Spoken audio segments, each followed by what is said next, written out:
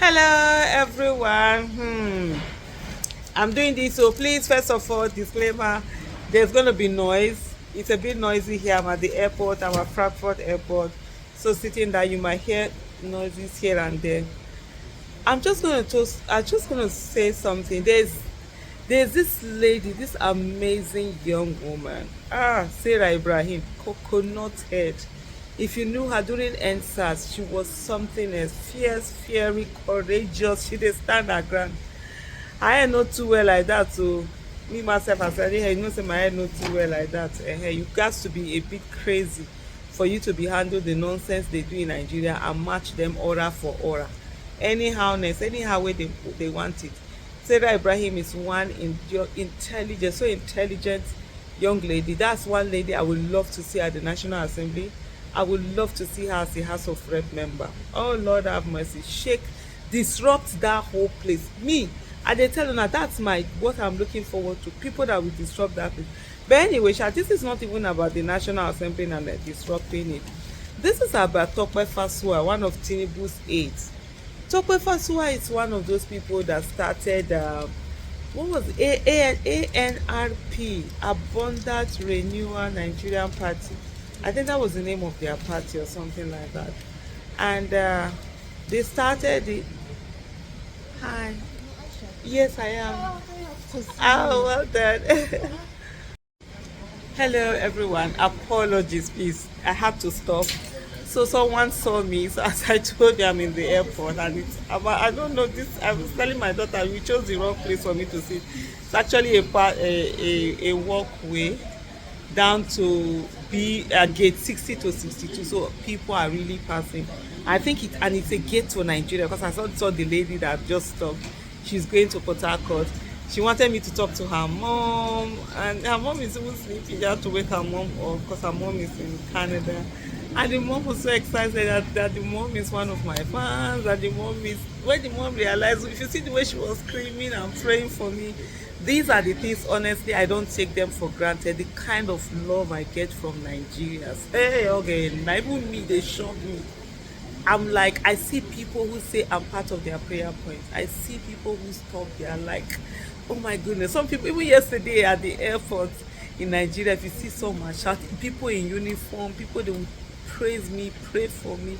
As I mean, I tell people, me, I'm not bothered with that people are insulting me online. Before God, they no go insult me. Now, it's very necessary so that my head no go too swell. The kind of massive love I get, honestly, is just out of this one. But anyway, let me come back to the thing that I was actually talking about, which is about Toko Fasua. Toko Fasua, oh my goodness, I hope I have not lost that link because right now the links are not opening on this my phone. I don't know why that is going on. So Tope Fasua I was saying earlier was I think the person that made a call for ANRP, that party, to start. Now ANRP people, it was such a promising party. He started it and all of that. Are we supposed to go there? Okay, okay. Because I'm afraid, let me not go out. Let me not be sitting here and be doing video. I'm going to miss my flight. So I asked my daughter to go. You want to say hi to them? You don't want to say hi? Okay, she doesn't want to say hi. She doesn't want to say hi to you guys. Anyways, so what was I say? Okay, yeah, Tope Fasua. So he made this call out in before 2019, then can Nigeria start a party on Facebook? Is this economist I used to write and this thing? He's one of the presidential candidates that ran in 2019.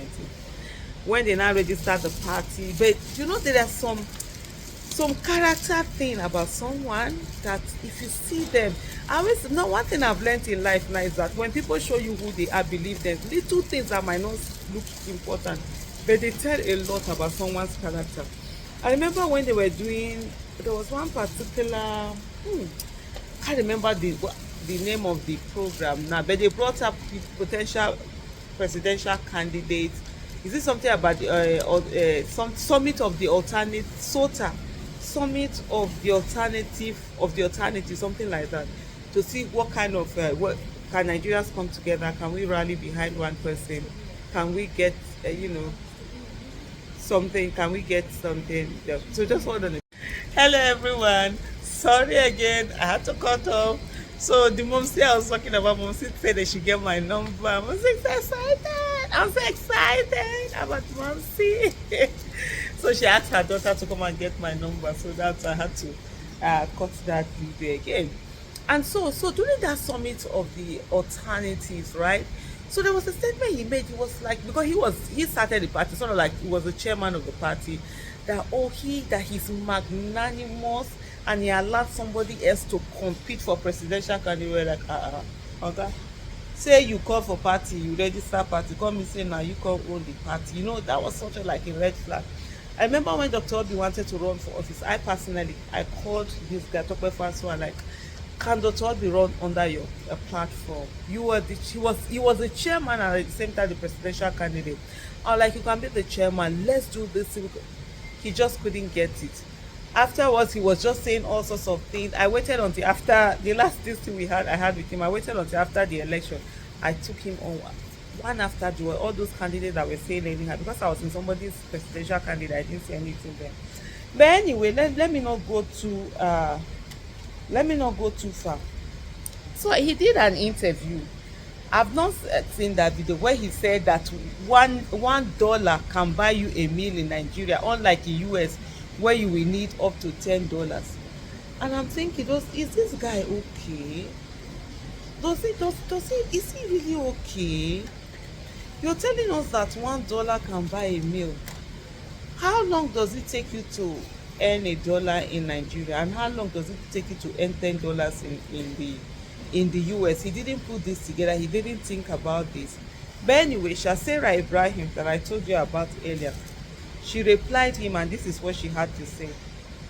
She said, response to Tinubu Special Advisor on Economic Affairs, Dr. Toko Fasua. Dr. Toko Fasua's recent remarks attempted to defend the Naira's collapse by claiming that $1 can still buy a meal in Nigeria is quite disturbing. It reflects just how disconnected this administration is from the daily suffering of ordinary Nigerians. No responsible government will boast that $1 equals 1,500. That is not a symbol of success, but a loud acceptance of economic failure, I tell you. And this is somebody that's supposed to be an economic advisor. So if he's coming out to publicly tell you this, do you know the things that he's privately telling Tinubu? That is if he has even ever seen Tinubu since when this thing was done, since when appointment was given to him. They just give them these appointments, they have offices, that's it, nothing, no value, adding nothing, just being there. In 2022, Serah said $1 was about 415 naira. Today it's over 1,500 naira. That's a depreciation of more than 260% in just 3 years. Instead of urgently addressing this dangerous decline, this administration continues to beg for applause. Oh Lord have mercy. Hey, Serah Ibrahim, I love you, girl. Just go. And for me, one thing I want us to understand, imagine now, for those people who keep saying, oh, 2015, things are bad now, they were good then, why did you do this? See this one now. Just 2022, 3 years ago, less than 3 years ago probably, dollar was 450. Now that it's 1,005, somebody will now come and say that Buhari was good just because it's worse now. For those of you that keep telling us, 2015 is not, but 2007 was better than 2015. 2010 was better than 2015. 2011 was better than 2015. But anyway, I just wanted it for those of you that are up to now, when they tell you, reflect on it, you refuse. So let me come back to what Serah Ibrahim wrote. She said, in his exact words, Dr. Fasua said 1,500 is a lot of money. The minimum wage is painstakingly 77,000 per month, which is barely $51 at today's exchange rate. So in Nigeria, we earn $51, basic minimum $51 in a whole month, and you expect that the fact that he can buy one meal with $1, that's it. So if that means he can't even feed himself, only himself, talk less of if he has family, because with $51, right, if you have that $51 and you're going to eat 3 times a day, That's 3 times 30. That's 90. You will need $90. This is not up to $19. If you're gonna eat twice a day, you will need about $60. So you can't even eat only yourself twice a day without any other person. Toko Fasua, no worry. Hi. Okay. So he said in his exact words, Dr. Fasua said 1,500 is a lot of money. The minimum wage is painstakingly 77,000 per month, which is barely $51 at today's exchange rate. That amounts to about 2,500 per day, which means 2,500 is expected to cover food, transport, rent, healthcare, and school fees. Is that possible? Even the food that Toko Fasua is saying, it's not even possible to feed one person. Dr. Fasua said $10 won't buy you lunch in the US, but would buy you in Nigeria. This is SA on economic affairs, sounding like one who has zero grasp of basic economy. Our economy is not about American Burger King. It's about the pain of a mother who can no longer afford baby formula or Pampers, the frustration of Nigerian fathers working 2 jobs and still unable to afford food, and the heartbreak of a student who drops out because of school fees and transportation are unaffordable. Our economy is in shambles, and Dr. Fasua's statement is both inconsequential and insensitive. Dr. Fasua also mentioned that Nigerians misunderstand what multidimensional poverty means. The fact is that over 133 million Nigerians live in multidimensional poverty, which includes healthcare, education, and employment. Whether you call it multidimensional or food poverty, it's still poverty. You don't need a fancy term to describe the pain of going to bed hungry or lack of basic access to healthcare. Boasting that $1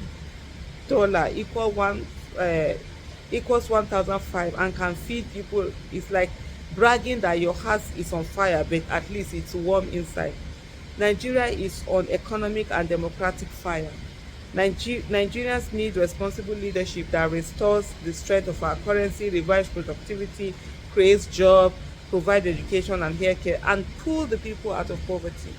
Until then, this administration must stop defending failure with propaganda and stop using the struggles of poor Nigerians to polish their ego.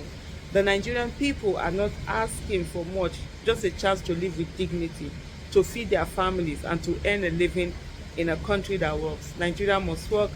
Nigeria will work. A new Nigeria is possible. Lord have mercy. Serah Ibrahim, thank you. This whole message, it says everything, and I don't have words. I'll just say thank you for this, Serah Ibrahim.